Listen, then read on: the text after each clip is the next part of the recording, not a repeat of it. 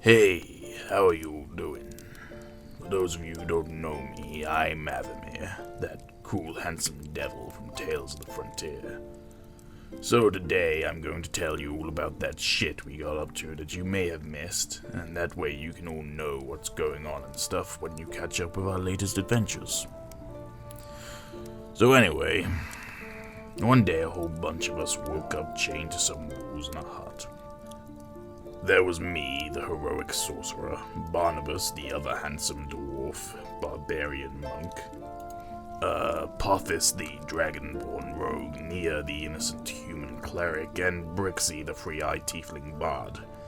Anywho, so by some such things we managed to untie ourselves, only to find out that we were being held by these creatures called bullywugs. So, I managed to talk our way out of it as the hero I am.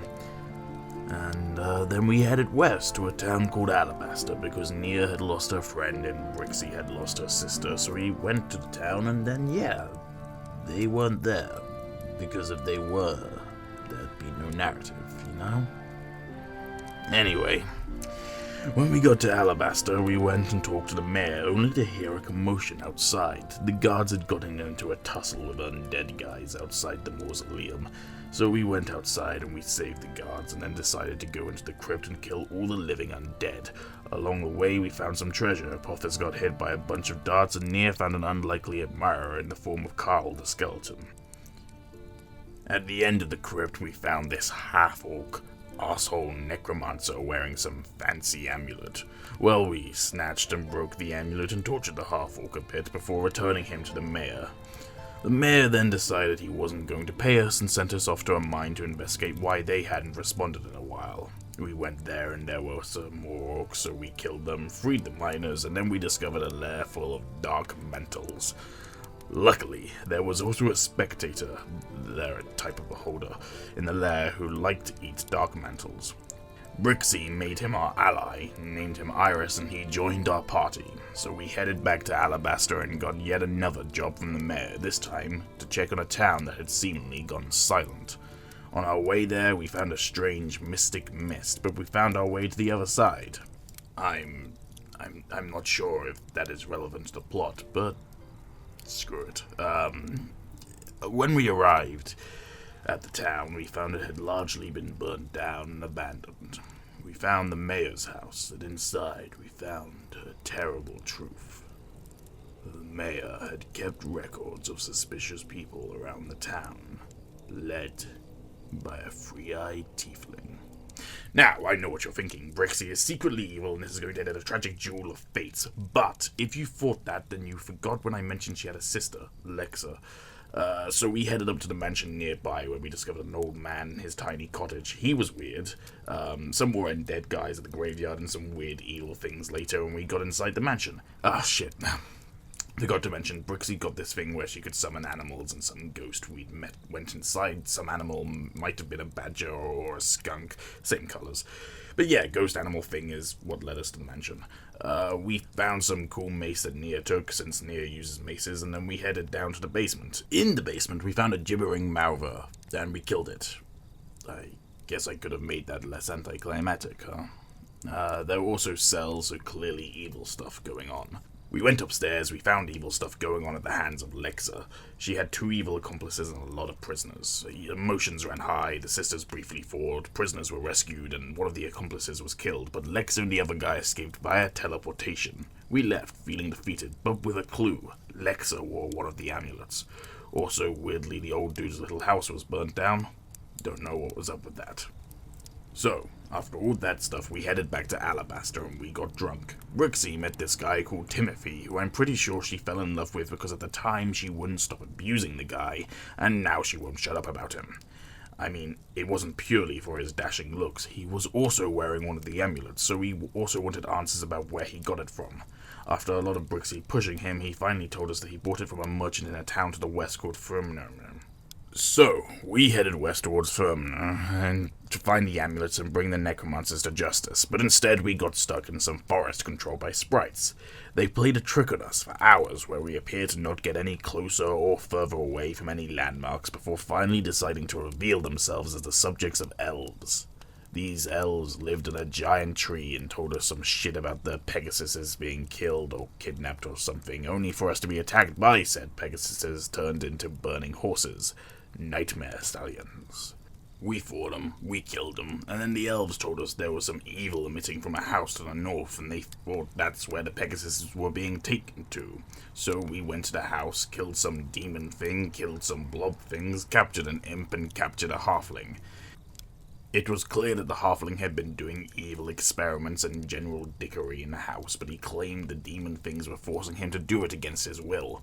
Anyway, while the rest of us were outside, Apophis tortured the halfling with ball bearings and oil boarding, while Nia, Brixie, and Barnabas questioned the imp, who revealed the halfling was really in charge. So we brought them back to the elves, and they thanked us, and then Apophis set the halfling's face on fire. Nia left.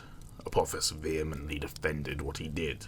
I gave Nia my horse. The rest of the group walked back to Alabaster, while Nia went to travel on her own and find her friend, being unable to travel with such a heartless murderer. Nia went back to where she was captured by the Bullywugs, where she discovered a symbol of Lathander, which is her god, and a bunch of burnt corpses wearing the evil amulets. Not knowing how to proceed, Nia returned to Alabaster. Once there, Nia and Apophis run into each other, but Nia, ever the peacekeeper, managed to make amends, with Apophis promising not to do that sort of shit again.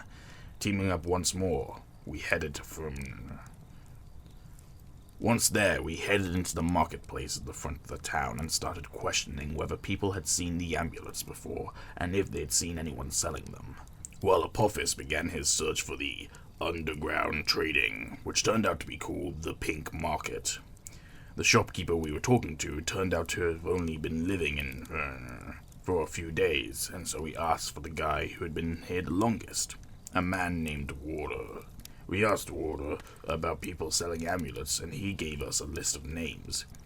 Brixie and Barnabas asked the guards about the names, and the guard pointed them in the direction of Burton, a man who sells amulets at the stores and stays at the tavern. So, we hatched a plan. We dressed Nia up in a sexy maid costume and got her a job at the tavern. She then managed to get into each room so we can search it and try and find the amulets. We found Burton's room, and we hatched a plan to trap him and question him. Nia loitered in the hall, dusting, while myself and Barnabas hid in the guy's wardrobe. However, after a few hours, Burton didn't show up. He apparently only came in every few days and arrives when he does, in the early morning. So, someone, I can't remember who, decided to keep a watch out for him while staying under the bed, but they fell asleep.